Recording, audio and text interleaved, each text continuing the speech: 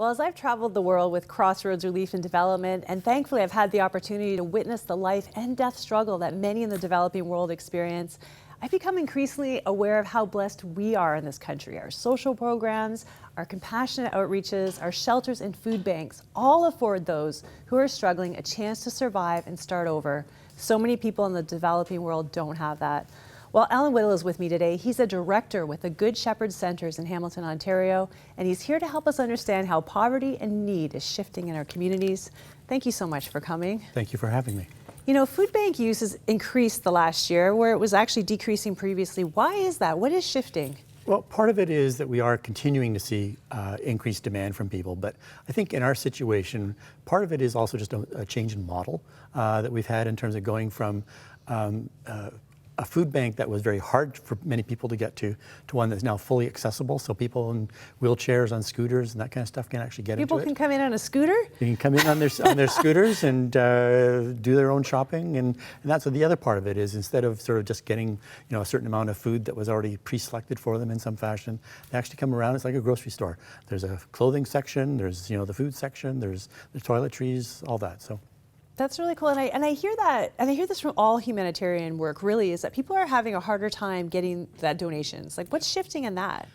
Well, there we're also seeing, what's really happening in many ways is corporations are changing their policies in many cases, or you have new ownership of sort of local businesses that are now part of a larger corporation, and sort of suddenly they come under a different way of doing things. And so, those things that you used to be able to count on every year sometimes aren't there anymore.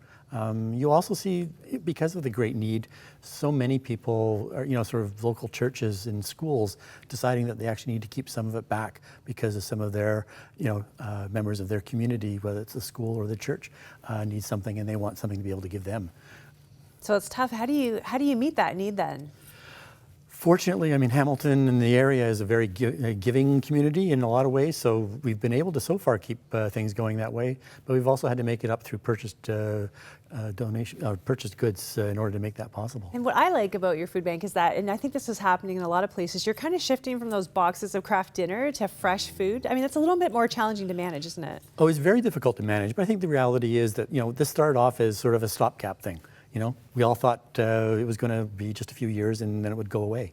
But here we are 25, 30 years or more still there. And so, what's the real purpose of it now? Is it, do you need to sort of make it possible for people to get that sort of healthy diet that they're probably not getting because they don't have a lot of money?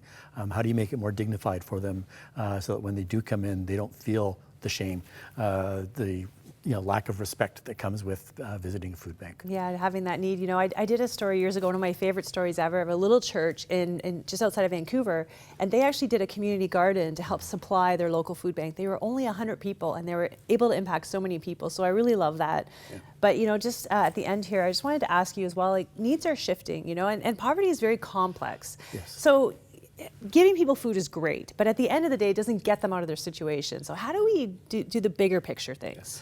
For some people, the food is all they need because they are able to solve their problem and they move on. But for so many people, the needs are much more complex. And so how do you sort of create that opportunity for them to come into a place that's welcoming and dignified and lets them make those connections that allow them to make those bridges out of poverty? And hopefully that's what we're doing. Really, in the long run, is the food is just sort of the reason that they come in the door the first time. And then you have a raft of other services that they can begin to, once they feel comfortable, to actually use. One of the things I really believe as people of faith, it's not about just caring for the body.